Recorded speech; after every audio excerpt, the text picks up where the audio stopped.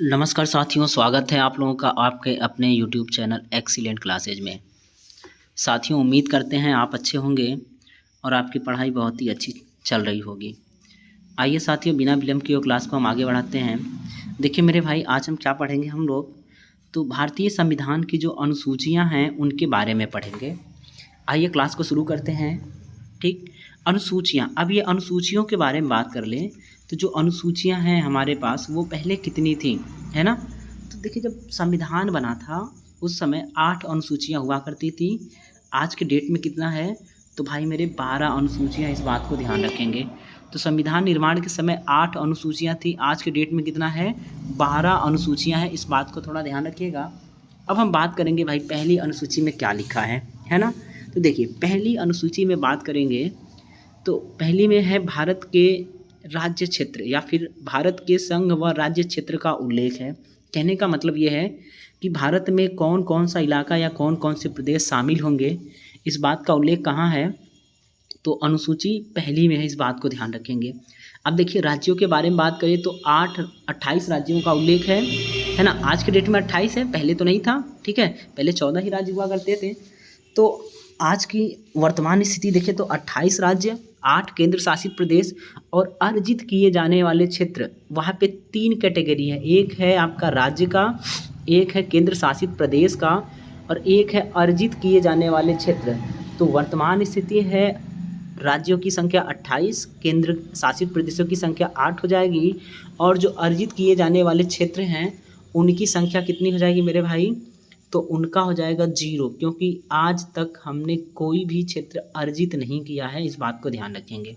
अब देखिएगा, अब पहली अनुसूची में 69वें संविधान संशोधन के द्वारा 1991 में जो NCR है ना, दिल्ली को राष्ट्रीय राजधानी क्षेत्र का दर्जा दिया गया था, इस बात को ध्यान रखेंगे। दिल्ली को राष्ट्रीय राजधानी क्षेत्र का दर्जा दिया गया था, इसे थोड़ा ध्यान रखिएगा। तो एक बार वापस देख लेते हैं, हमने क्या देखा है, हमने ये देखा है कि पहली अनुसूची क्या है, तो पहली अनुसूची मेरे भाई ये है कि संघ व राज्य क्षेत्र का उल्लेख करता है, जिसमें 28 राज्य शामिल हैं आज के डेट में, है ना। केंद्र शासित प्रदेश हैं 8 और अर्जित किए जाने वाले प्रदेश या फिर क्षेत्र हैं 0। उसके बाद 69वें संविधान संशोधन के द्वारा 1991 में दिल्ली को राष्ट्रीय राजधानी क्षेत्र का दर्जा दिया गया था, इस बात को थोड़ा ध्यान रखेंगे। आइए दूसरी अनुसूची की बात कर लें। दूसरी अनुसूची में क्या दिया है, तो दूसरी अनुसूची में मेरे भाई क्या है कि विभिन्न पदाधिकारियों को मिलने वाले वेतन भत्ते व सुविधाओं का उल्लेख है, इस बात को ध्यान रखेंगे। पहले में भारत के राज्य क्षेत्र यानी भारत के संघ व राज्यों का उल्लेख था, इस बात को ध्यान रखेंगे। दूसरी में क्या है, विभिन्न पदाधिकारियों को मिलने वाले वेतन व भत्ते का उल्लेख है, इसको ध्यान रखेंगे। अब विभिन्न पदाधिकारी कौन होंगे, तो इसको थोड़ा देख लीजिएगा। जो राष्ट्रपति महोदय हो गए, जो राज्यसभा के सभापति हो गए, राज्यसभा के उपसभापति हो गए, लोकसभा के अध्यक्ष हो गए, लोकसभा के उपाध्यक्ष हो गए, राज्यपाल हो गए, राज्य विधानमंडल के अध्यक्ष। देखिए, राज्य विधानमंडल 2 प्रकार का होता है, एक आपका होगा विधान परिषद और एक होगा आपका, है ना, विधानसभा। तो जो विधान परिषद है और जो विधानसभा है उसके अध्यक्ष और उपाध्यक्ष, उसके बाद क्या है, सुप्रीम कोर्ट व हाई कोर्ट के जो न्यायाधीश हैं, उसके बाद नियंत्रक व महालेखा परीक्षक, इन सबको कौन सी सुविधाएं मिलेंगी, है ना, कितना वेतन भत्ता मिलेगा, इस बात का उल्लेख कहाँ है, दूसरी अनुसूची में। तो दूसरी में हो जाएगा क्या, वेतन और भत्ते का उल्लेख। आइए तीसरी अनुसूची देख लेते हैं। तीसरी में क्या है मेरे भाई, तो तीसरी में ये है कि विभिन्न पदाधिकारियों के द्वारा लिए जाने वाले शपथ का उल्लेख है, याद रखेंगे। पहली में राज्य क्षेत्र संघ व राज्य का क्षेत्र का उल्लेख था, दूसरी में क्या था, वेतन व भत्ते, और तीसरी में क्या है मेरे भाई, तो विभिन्न पदाधिकारियों के द्वारा लिए जाने वाले शपथ का उल्लेख है, इस बात को ध्यान रखेंगे। अब ये पदाधिकारी कौन होंगे, तो जो संघ के मंत्री हैं यानी केंद्र सरकार के मंत्री हो जाएं, राज्य सरकार के मंत्री हो जाएं, जो संसद के सदस्य हैं, समझ रहे हैं ना, संसद के सदस्य हो जाएं, सर्वोच्च न्यायालय के जज, सुप्रीम कोर्ट के जज हो जाएं, हाई कोर्ट के जज हो जाएं, उसके बाद नियंत्रक एवं महालेखा परीक्षक हो जाएं, और जो राज्य विधानमंडल के सदस्य हैं, चाहे वो विधानसभा हो जाए चाहे वो विधान परिषद है, उनके द्वारा लिए जाने वाले शपथ का उल्लेख है, इस बात को ध्यान रखेंगे। ठीक मेरे भाई। अब देखिएगा इसमें 3 लोगों का नाम नहीं है, एक तो राष्ट्रपति का, दूसरा हो जाएगा आपका उपराष्ट्रपति का और तीसरा हो जाएगा राज्यपाल का। तो राष्ट्रपति, उपराष्ट्रपति और राज्यपाल, इनके शपथ का उल्लेख इनसे संबंधित अनुच्छेदों में है, इस बात को ध्यान रखिएगा। तो दूसरी में क्या था, वेतन भत्ते। तीसरी में क्या हो जाएगा, विभिन्न पदाधिकारियों के द्वारा लिए जाने वाले शपथ का उल्लेख है। वो पदाधिकारी कौन हो जाएंगे, तो ये लोग हो जाएंगे। ठीक, अगला देखते हैं।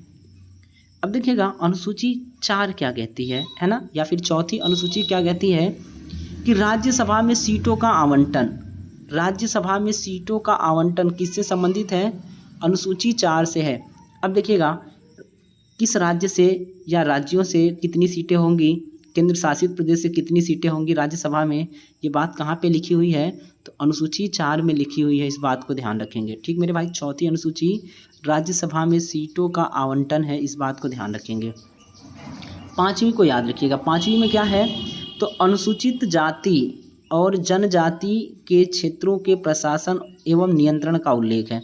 यानी जो SC ST वाले हैं, अपने SC वाले और ST वाले हैं, उनके जो क्षेत्र हैं वहाँ पे प्रशासन और नियंत्रण क्या होगा, कैसा होगा, इस बात का उल्लेख कहाँ है, तो 5वीं में। 5वीं किससे संबंधित है, SC ST के प्रशासन और नियंत्रण से है, इस बात को ध्यान रखिएगा। अब आइए 6वीं की बात कर लें, तो 6वीं में आपका क्या है, कुछ स्पेशल है ना। अब 6वीं अनुसूची में क्या है, स्पेशल राज्य हैं, जैसे असम हो गया, मेघालय हो गया, त्रिपुरा हो गया और मिजोरम। असम, मेघालय, त्रिपुरा और मिजोरम, समझ रहे हैं ना। इन राज्यों के जनजातीय क्षेत्रों के प्रशासन के बारे में उल्लेख है, इस बात को ध्यान रखेंगे। 5वीं में SC ST था, वो पूरे ऑल ओवर इंडिया का था SC ST, समझ रहे हैं ना। लेकिन 6वीं में क्या है, तो ये जो 4 राज्य हैं, असम, मेघालय, त्रिपुरा और मिजोरम, समझ रहे हैं ना।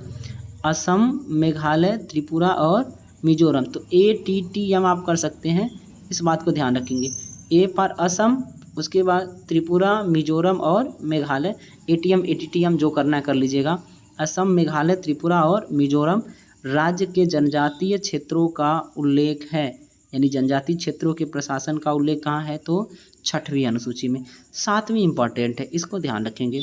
7वीं में क्या है, तो केंद्र और राज्य के बीच शक्तियों का बंटवारा है। केंद्र और राज्य के बीच शक्तियों का बंटवारा कहाँ है, तो 7वीं अनुसूची में है, इस बात को ध्यान रखेंगे। तो 5वीं SC ST हो गया, 6वीं स्पेशल SC ST जैसे असम, मेघालय, त्रिपुरा और मिजोरम हो गया। उसके बाद 7वीं क्या है, केंद्र और राज्य के बीच शक्तियों का बंटवारा हो गया, इस बात को ध्यान रखेंगे। अब आइए 7वीं हो गया। अब 7वीं में 3 सूचियां हैं, इसको थोड़ा ध्यान रखिएगा। 7वीं अनुसूची में 3 सूचियां हैं, एक होगा आपका संघ सूची, एक होगा राज्य सूची और एक होगा समवर्ती सूची। संघ सूची का मतलब ये है कि ऐसी सूची या ऐसे विषय जिन पर कानून केवल केंद्र सरकार बना सकती है या फिर संसद बना सकती है, उसको क्या बोलेंगे, संघ सूची। दूसरा है राज्य सूची, ऐसे विषय जिन पर कानून केवल राज्य विधानमंडल बना सकता है, उसको क्या बोलेंगे, है ना, तो राज्य सूची। और तीसरा है आपका समवर्ती सूची, ऐसे क्षेत्र, ऐसे विषय जिन पर कानून संसद और राज्य विधानमंडल दोनों बना सकते हैं, केंद्र और राज्य दोनों बना सकते हैं, वो क्या होगा, आपका समवर्ती सूची होगा, इस बात को ध्यान रखिएगा। तो आप देखिएगा 7वीं में 3 सूचियां हैं। अगर संघ सूची की बात करें तो पहले 97 विषय हुआ करते थे, लेकिन वर्तमान में कितना है, तो 100 विषय है, इस बात को ध्यान रखेंगे। पहले 97 था, वर्तमान में कितना है, 100 विषय, यानी 3 बढ़ गया है। उसके बाद अगर राज्य सूची के बारे में बात कर लें तो पहले 66 विषय होते थे और आज कितना हो गए हैं, तो 61 विषय हैं, माइनस का 5 हो गया है, यानी 5 विषय घट गए हैं। अगर बात कर ले समवर्ती सूची का, तो समवर्ती सूची में पहले 47 विषय थे और आज के डेट में कितना है मेरे भाई, तो 52 विषय है। पहले 47 थे, आज के डेट में 52 है, तो यहाँ पे 5 विषय बढ़ गए हैं, इसे ध्यान रखेंगे। तो 7वीं अनुसूची शक्तियों के बंटवारे से है, केंद्र और राज्य के बीच शक्तियों का बंटवारा। 3 सूचियाँ हैं, संघ सूची, राज्य सूची और समवर्ती सूची। संघ में पहले 97 विषय थे, आज 100 है। राज्य में पहले 66 विषय थे, आज 61 है। समवर्ती सूची में पहले 47 विषय थे और आज 52 है, इसे ध्यान रखिएगा। अगला देखते हैं। अब देखिएगा ये 8वीं अनुसूची है।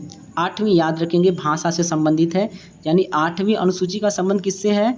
तो 22 भाषाओं से है। संविधान में उल्लेखित 22 भाषाओं से है, इस बात को ध्यान रखेंगे। ठीक मेरे भाई, स्टार्टिंग में जब संविधान है ना लागू हुआ था तो 14 भाषाएं थी और आज के डेट में बढ़ के कितनी हो गई हैं? तो 22 भाषाएं हो गई। इस बात को ध्यान रखेंगे। अब देखिएगा ये 22 भाषाएं 8वीं अनुसूची में कौन कौन सा, ये कभी कभी पूछ लेता है कि कौन सी भाषा शामिल है अथवा नहीं है। 4 ऑप्शन देगा, नहीं वाला या फिर शामिल वाला पूछ लेगा। तो देखिए कौन सा होगा? असमिया, बंगाली, बोडो, डोंगरी, गुजराती, हिंदी, कन्नड़, कश्मीरी, कोंकणी, मैथिली, मलयालम, मणिपुरी, उसके बाद मराठी, नेपाली, उड़िया, पंजाबी, संस्कृत, संथाली, सिंधी, तमिल, तेलुगु और उर्दू हो जाएगा। इस बात को ध्यान रखेंगे। ये लोग शामिल हैं आपके कहाँ पे? तो 8वीं अनुसूची में। अब देखिए 8वीं अनुसूची में ये आज के डेट में शामिल हैं, लेकिन पहले कम था तो कुछ संविधान संशोधन के द्वारा उनको जोड़ा गया, तो थोड़ा ध्यान रखेंगे। समझ रहे हैं ना? अब देखिएगा, अब बात करेंगे है ना 8वीं अनुसूची में 21वां संविधान संशोधन 1967 के द्वारा सिंधी को जोड़ा गया था। किसको जोड़ा गया था? तो सिंधी को। देखिएगा 1 2 3 4 5 6 7 8, पहले कितना होते थे? तो 14 भाषाएं थी। आज कितना है? 22 भाषा है। तो मेरे भाई 8 भाषाएं जोड़ी गई हैं। इन 8 को देखेंगे। 21वां संविधान संशोधन 1967 के द्वारा सिंधी को जोड़ा गया था, इस बात को ध्यान रखिएगा। उसके बाद 71वां संविधान संशोधन होगा और कब होगा? 1992 में होगा और 3 भाषाएं जोड़ी जाएंगी। क्या होगा? कोंकणी, मणिपुरी और नेपाली। नमक से याद रख सकते हैं आप, नमक। ठीक है, तो नेपाली, मणिपुरी और कोंकणी ऐसे याद रखिए। नेपाली, मणिपुरी और कोंकणी। 71वां संविधान संशोधन 1992, कौन सी भाषा जोड़ी गई? तो नमक जोड़ी गई। नमक का मतलब क्या होगा? नेपाली, मणिपुरी और कोंकणी। उसके बाद देखिएगा है ना 92वां यानी 92वां संविधान संशोधन 2003 में 4 भाषाएं जोड़ी गई थी। मैथिली, संथाली, बोडो और डोंगरी। मैथिली, संथाली, बोडो और डोंगरी, इसको ध्यान रखेंगे। तो 8वीं अनुसूची किससे संबंधित है? भाषा से है। पहले कितनी भाषाएं थी? तो 14 भाषाएं थी। वर्तमान में कितनी हैं? तो 22 भाषाएं हैं। अब ये जो 8 भाषाएं जोड़ी गई हैं तो कब कब जोड़ी गई हैं? 21वां संविधान संशोधन 1967 सिंधी भाषा, 71वां संविधान संशोधन 1992 कोंकणी, मणिपुरी और नेपाली, या फिर नेपाली, मणिपुरी और कोंकणी, नमक जोड़ा गया था। उसके बाद है ना 92वां यानी 92वां संविधान संशोधन 2003 में जोड़ा गया था। तो मैथिली, संथाली, बोडो और डोंगरी, इसे ध्यान रखेंगे। अब आइए, ये तो हो गया आपका 8वां। अब बात करें 9वां। देखिए पहले 8 ही अनुसूची हुआ करती थी, है ना। जब संविधान लागू हुआ था तब हमारे पास कितनी अनुसूचियाँ थीं भारतीय संविधान में? 8। लेकिन अब ये 9वीं आ रही है, तो इसको कब जोड़ा जाएगा? इसको ध्यान रखिएगा। देखिएगा अब 9वीं अनुसूची को पहले संविधान संशोधन यानी फर्स्ट जो अमेंडमेंट हुआ था ना, फर्स्ट पहले संविधान संशोधन 1951 के द्वारा जोड़ा गया था। इस बात को ध्यान रखेंगे। 9वीं अनुसूची मूल संविधान में नहीं था, 8 ही था। इसको कब जोड़ा जाएगा? तो पहले संविधान संशोधन 1951 के द्वारा जोड़ा जाएगा। अच्छा, ये किससे संबंधित होगा? तो देखिएगा भूमि या फिर संपत्ति के अधिग्रहण प्रबंधन की विधियों से संबंधित होगा, इसको ध्यान रखेंगे।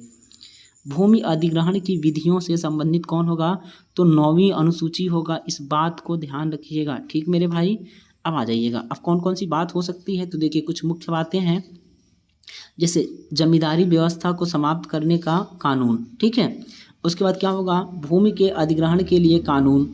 उसके बाद क्या होगा? भूमि के वितरण और पुनर्वितरण के लिए कानून। उसके बाद क्या होगा? किसानों के अधिकारों की रक्षा के लिए कानून होगा और भूमि सुधार के लिए कानून होगा। ये बात कहाँ पे लिखा हुआ है? तो 9वीं अनुसूची में है। पहले संविधान संशोधन 1951 के द्वारा जोड़ा गया था।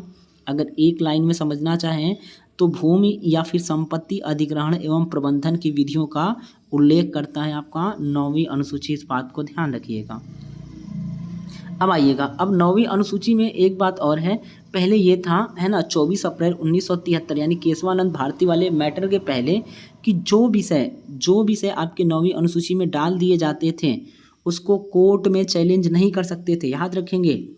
लेकिन क्या हुआ कि बाद में इसको क्या कर दिया गया, है ना, कि 24 अप्रैल 1973 के पहले अगर कोई विषय शामिल है तो उसे कोर्ट में चैलेंज नहीं कर सकती, यानी न्यायपालिका उस पर सुनवाई नहीं कर सकती है। लेकिन उसके बाद के जो मामले होंगे, यानी 24 अप्रैल 1973 के बाद के मामले भले ही 9वीं अनुसूची में क्यों ना शामिल हों, उसे कोर्ट में चैलेंज किया जा सकता है या फिर न्यायपालिका उस पर न्यायिक पुनरावलोकन कर सकती है। इस बात को ध्यान रखेंगे। तो कभी कभी ये डेट पूछ लेता है कि किस डेट के बाद के शामिल विषयों को कोर्ट में चैलेंज कर सकते हैं, तो 24 अप्रैल 1973 के बाद, इसे ध्यान रखिएगा। अब आइए देखिएगा 10वीं अनुसूची, ये दल बदल से संबंधित है, इसको ध्यान रखेंगे। 10वीं अनुसूची किससे है, तो दल बदल से है।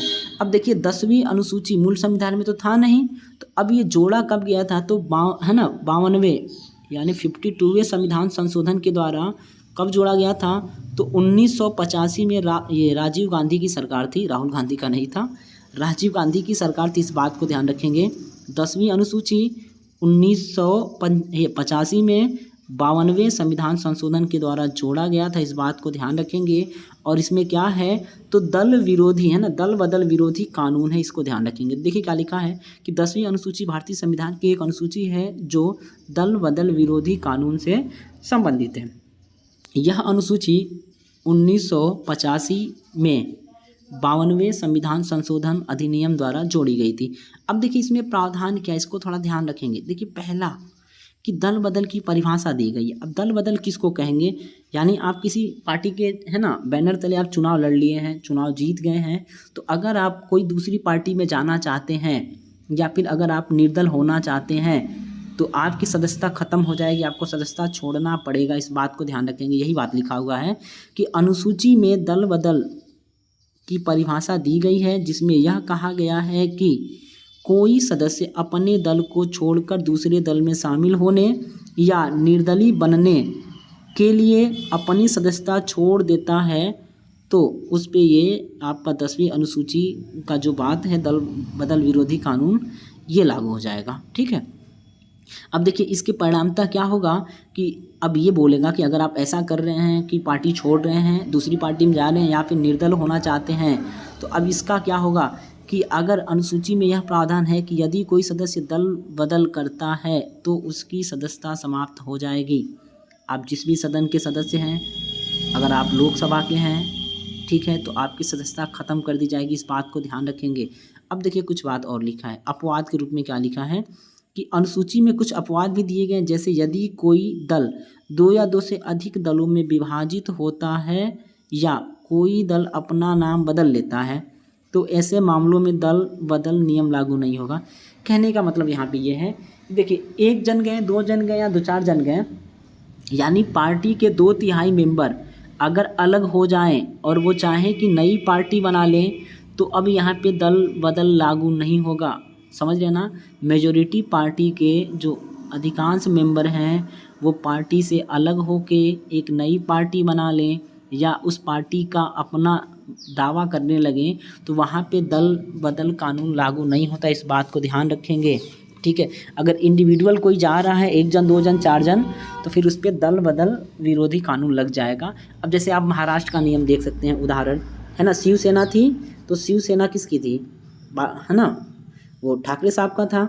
तो अब क्या हो गया कि शिवसेना टूट गया, शिंदे ग्रुप बन गया और एक ठाकरे ग्रुप बन गया। तो अब आप देखिएगा जो शिवसेना है, शिंदे ग्रुप, ज़्यादा लोग गए थे, तो इसलिए दल बदल ये विरोधी कानून 10वीं अनुसूची का लगा नहीं तो सब लोग की सदस्यता खत्म हो जाती। इस बात को ध्यान रखेंगे। ठीक है। आइए ज़रा, अब देखो ये तो हो गया। उसके बाद क्या है, अब निर्णय की प्रक्रिया, यानी निर्णय कौन लेगा, तो देखिएगा क्या बोल रखा है, अनुसूची में यह प्रावधान है कि दल बदल विरोधी मामले में निर्णय करने की शक्ति संसद या विधानसभा के अध्यक्ष की होगी। यानी आप जिस सदन के सदस्य हैं उस सदन का जो अध्यक्ष होगा, अगर आप विधानसभा के सदस्य हैं तो विधानसभा का अध्यक्ष होगा, और अगर आप है ना लोकसभा के सदस्य हैं तो लोकसभा का अध्यक्ष डिसाइड करेगा कि आप पर ये कानून लगेगा अथवा नहीं लगेगा। इस बात को ध्यान रखेंगे। ठीक मेरे भाई, तो उम्मीद करते हैं ये 10वीं अनुसूची समझ में आया होगा। किससे है, दल बदल विरोधी कानून है, और 1985 में 52वें संविधान संशोधन के द्वारा राजीव गांधी की सरकार थी, जोड़ा गया था। क्या है, दल बदल विरोधी कानून है। अब आ जाइएगा 10वीं हो गया। ठीक है। अब देख लो ज़रा, अब 10वीं अनुसूची तो हो गई, क्या लिखा हुआ है ना, 10वीं खत्म। अब 11वीं अनुसूची है, इसको थोड़ा ध्यान रखेंगे। यहाँ पे आपका ये 10वीं नहीं होना था, क्या होना था, 11वीं होना था। इसे थोड़ा ध्यान रखिएगा, ये 11वीं अनुसूची है, इस बात को ध्यान रखेंगे। ये 10वीं नहीं, इसको काट दीजिएगा, ठीक। अब देखिए 11वीं अनुसूची क्या है, उसके बारे में हम थोड़ा देख लें। अब 11वीं अनुसूची पंचायती राज से संबंधित है, पंचायतों से संबंधित है, इस बात को ध्यान रखेंगे। देखिए क्या बोल रखा है कि 11वीं अनुसूची भारतीय संविधान की एक अनुसूची है जो पंचायतों के अधिकार विषयों को सूचीबद्ध करती है। यह अनुसूची 1992 में 73वें संविधान संशोधन अधिनियम के द्वारा जोड़ी गई थी। यानी आपका जो 11वीं अनुसूची है वो किसके द्वारा जोड़ी गई थी, तो 73वां संविधान संशोधन 1992 के द्वारा जोड़ी गई थी, इस बात को ध्यान रखेंगे। समिति कौन सी हो जाएगी, तो बलवंत राय मेहता समिति, याद रखेंगे, बलवंत राय मेहता समिति, बलवंत राय मेहता समिति होगी। त्रिस्तरीय होगी, इसको भी ध्यान रखेंगे। 3 स्तर कौन से होंगे, तो ग्राम पंचायत, क्षेत्र पंचायत और जिला पंचायत, समझ रहे ना। तो 11वीं अनुसूची का संबंध किससे है, पंचायती राज व्यवस्था से है। कब जोड़ा गया था, तो 73वां संविधान संशोधन 1992 में जोड़ा गया था। समिति कौन सी थी, तो बलवंत राय मेहता समिति थी, इस बात को ध्यान रखेंगे। त्रिस्तरीय है पंचायत समिति है, एक होगा आपका ग्राम पंचायत, उसके बाद क्षेत्र पंचायत, उसके बाद जिला पंचायत हो जाएगा। अब देखिएगा इसमें कुल 29 विषय शामिल हैं, समझ रहे हैं ना। 11वीं अनुसूची में कुल 29 विषय शामिल है, इस बात को ध्यान रखेंगे। अब देखिएगा क्या है कि अब ये विषय क्यों शामिल हैं, तो बोल रखा है इन विषयों को पंचायतों को सौंपा गया है ताकि वे ग्रामीण क्षेत्रों में विकास और सुशासन को बढ़ावा दे सकें। देखिए आज़ादी मिले हमें, है ना, 77 साल हो गए, लेकिन हमारी ग्राम पंचायतें या फिर गांव का स्तर सुधरा नहीं। ये जो प्रधान लोग होते हैं, जो हेडमैन होते हैं या फिर जो मुखिया होते हैं ना, अगर इनकी नीयत साफ हो जाए तो भाई साहब 5 से 10 सालों में ही देश का विकास हो जाए, लेकिन ये गंदे लोग सुधरेंगे नहीं। आइए आगे बढ़ते हैं।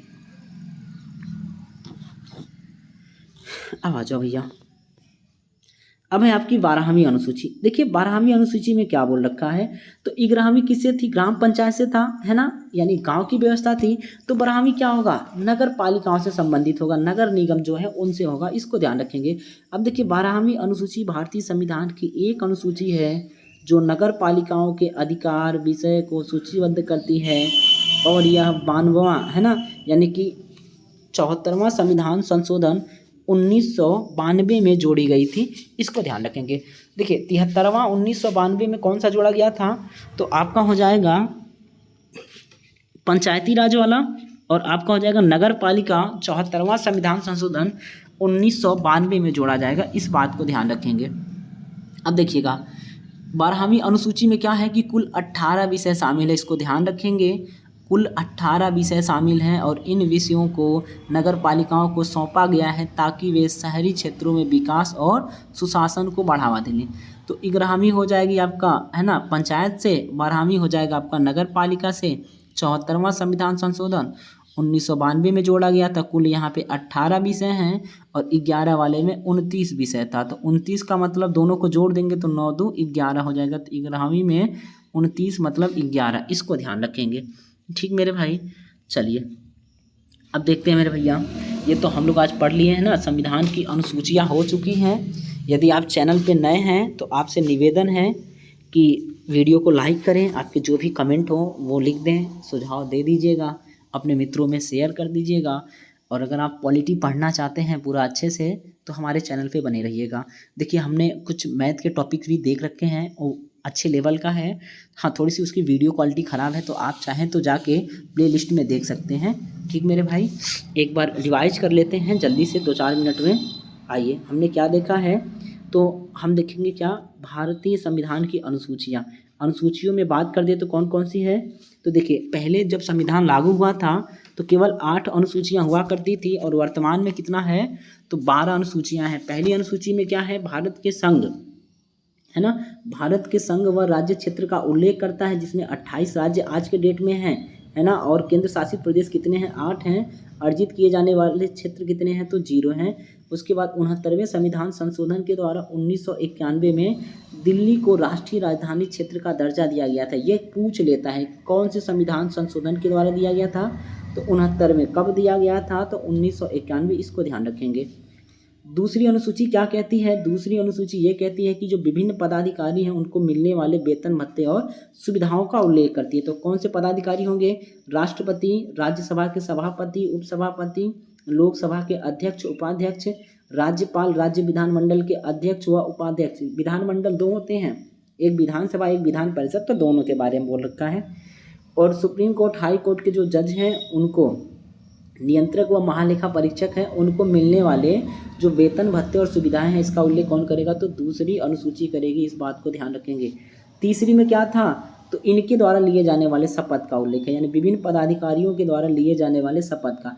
अब ये पदाधिकारी 3 लोग को छोड़ के, 3 लोग कौन होंगे? तो राष्ट्रपति, उपराष्ट्रपति और राज्यपाल को छोड़ के, ठीक है। बाकी सबका जो शपथ है तीसरी में दिया है। कौन कौन से होंगे? तो केंद्र सरकार के मंत्री, राज्य सरकार के मंत्री, संसद के सदस्य, सर्वोच्च न्यायालय के जज, उच्च न्यायालय के जज, नियंत्रक एवं महालेखा परीक्षक, राज्य विधानमंडल के सदस्य, इन सबका शपथ कहाँ है? तो तीसरी में है। इस बात को ध्यान रखेंगे। जो राष्ट्रपति, उपराष्ट्रपति और राज्यपाल हैं इनके जो शपथ है ना, इनसे संबंधित अनुच्छेदों में है। इसको ध्यान रखिएगा। चौथी अनुसूची क्या कहती है? कि राज्यसभा में सीटों का आवंटन। इसको ध्यान रखिएगा।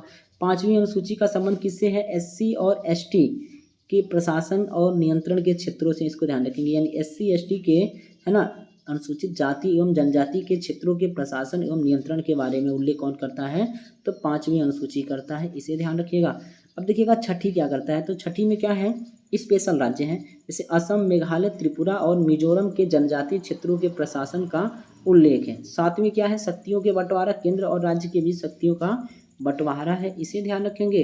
अब देखिए 3 सूचियां हैं। एक है आपका संघ सूची, राज्य सूची और समवर्ती सूची। संघ सूची में पहले 97 विषय था, अब 100 है। राज्य सूची में पहले 66 था, अब 61 है। समवर्ती में पहले 47 था और आज 52 है। संघ सूची यानी जिस पर कानून केवल संसद बनाती है, संघ। राज्य सूची जिस पर कानून राज्य विधानमंडल बनाता है। और समवर्ती सूची जिस पर कानून संसद और राज्य विधानमंडल दोनों बना सकते हैं, उसको समवर्ती बोलते हैं। हाँ, एक बात ध्यान रखिएगा कि अगर एक ही टॉपिक पर संसद वाले भी बना दें और राज्य विधानमंडल वाले भी बना दें तो मान्य हमेशा संसद का होगा। इसको ध्यान रखिएगा। मान्य किसका होगा? संसद का होगा। ठीक, आइए 8वीं देख लेते हैं। 8वीं में क्या है? तो भाषा से संबंधित है। 22 भाषाओं का उल्लेख है। पहले कितनी भाषाओं का उल्लेख था? तो 14 भाषाएं। अब ये 22 भाषाएं कौन कौन सी हैं? तो असमिया, बंगाली, बोडो, डोंगरी, गुजराती, हिंदी, कन्नड़, कश्मीरी, कोंकणी, मैथिली, मलयालम, मणिपुरी, मराठी, नेपाली, उड़िया, पंजाबी, संस्कृत, संथाली, सिंधी, तमिल और तेलुगु, उर्दू। ठीक, अब देखिएगा ये तो हो गए। अगर बात कर दें कि भाई 14 से 22 कैसे हुआ, तो उनको कब कब जोड़ा गया था इसको देखिएगा। 21वां संविधान संशोधन 1967 में सिंधी को, 71वां संविधान संशोधन 1992 में नेपाली, मणिपुरी और कोंकणी, नमक को जोड़ा गया था। इसको ध्यान रखेंगे, नेपाली, मणिपुरी और कोंकणी। और बात करेंगे 92वां, है ना, 92वां संविधान संशोधन 2003 में, तो मैथिली, संथाली, बोडो और डोंगरी को जोड़ा गया था। अब आइए तो आगे देखते हैं। 9वीं अनुसूची किससे संबंधित है? तो 9वीं भूमि अधिग्रहण से संबंधित है। इसको ध्यान रखेंगे, है ना। कब जोड़ा गया था? तो पहला संविधान संशोधन 1951 के द्वारा जोड़ा गया था। भूमि अधिग्रहण की विधियों का उल्लेख है। जमींदारी व्यवस्था को समाप्त करना, उसके बाद भूमि अधिग्रहण की विधियाँ या कानून क्या होंगे, भूमि के वितरण और पुनर्वितरण का कानून क्या होगा, किसानों के अधिकारों की रक्षा के लिए कानून क्या होगा, भूमि सुधार के लिए कानून क्या होगा, ये सब कहाँ लिखा है? तो 9वीं में लिखा है। 9वीं में एक बात है कि 24 अप्रैल 1973 के पहले अगर कोई मैटर 9वीं में शामिल था तो उसे कोर्ट में चैलेंज नहीं कर सकते हैं, लेकिन उसके बाद के जो भी मैटर होंगे उसे कोर्ट में चैलेंज किया जा सकता है। ठीक, अब आइए 10वां क्या कहता है? 10वां है आपका 10वीं अनुसूची दल बदल से संबंधित है। और 1985 में 52वें संविधान संशोधन के द्वारा राजीव गांधी सरकार के द्वारा जोड़ा गया था दल बदल। यानी अगर आप किसी पार्टी के चुनाव, यानी है ना, झंडे के नीचे या उनके साथ आप लड़ लिए हैं उनके चुनाव चिन्ह पे, और आप चाहते हैं कि दल बदलना चाहिए, तो ऐसे कंडीशन में आपकी जो सदस्यता है वो रद्द कर दी जाएगी, यानी आप सदस्य नहीं रह जाएंगे। अगर ज़्यादा लोग कर रहे हैं, समझ रहे ना, अगर 2/3 बहुमत, पार्टी के 2/3 लोग अलग हो रहे हैं तो इस केस में रद्द नहीं किया जा सकता है। अगर आप पार्टी का नाम बदल रहे हैं तो भी आपका जो सदस्यता है वो रद्द नहीं होगा। रद्द कौन कर सकता है, सदस्यता कैंसिल कौन करेगा, तो आप जिस सदन के सदस्य होंगे उसका अध्यक्ष, लोकसभा के हैं तो लोकसभा का अध्यक्ष, और अगर आप है ना विधानसभा के हैं तो विधानसभा का अध्यक्ष कर देगा, इसको ध्यान रखिएगा। 11वीं अनुसूची का संबंध किससे है, तो 11वीं अनुसूची का संबंध किससे मेरे भाई, तो पंचायतों से है, इसको ध्यान रखेंगे। पंचायतों के अधिकार और विषयों को सूचीबद्ध करता है। 11वां कब जोड़ा गया था, तो 73वें संविधान संशोधन 1952 के द्वारा। कुल कितने विषय हैं, तो 29 विषय, इस बात को ध्यान रखेंगे, ठीक मेरे भाई। और ये क्या चाहता है, तो ग्राम पंचायतों के है ना विकास और सुशासन को बढ़ावा दे सके, इसलिए जोड़ा गया था। अब ये तो 12वीं अनुसूची, 12वीं क्या है, तो ये कब जोड़ा गया था, 74वें संविधान संशोधन 1992 के द्वारा जोड़ा गया था। इसमें क्या है, कुल 18 विषय हैं और ये किसके लिए है, तो नगर पालिकाओं के लिए, इसको ध्यान रखेंगे। तो 11वीं में ग्राम पंचायत, 12वीं में नगर पालिका। क्या है कि शहरी क्षेत्रों के विकास और सुशासन को बढ़ावा देने के लिए जोड़ा गया था। तो मेरे भाई उम्मीद करते हैं आपको ये क्लास पसंद आई होगी, और आए तो वीडियो को शेयर ज़रूर करिएगा। नए होंगे तो सब्सक्राइब करिएगा चैनल को, ठीक मेरे भाई। अगर आप सब्सक्राइब करेंगे, लाइक करेंगे तो हमारा मोटिवेशन बढ़ेगा। इसी के साथ हम क्लास को समाप्त कर रहे हैं। वीडियो देखने के लिए बहुत बहुत धन्यवाद।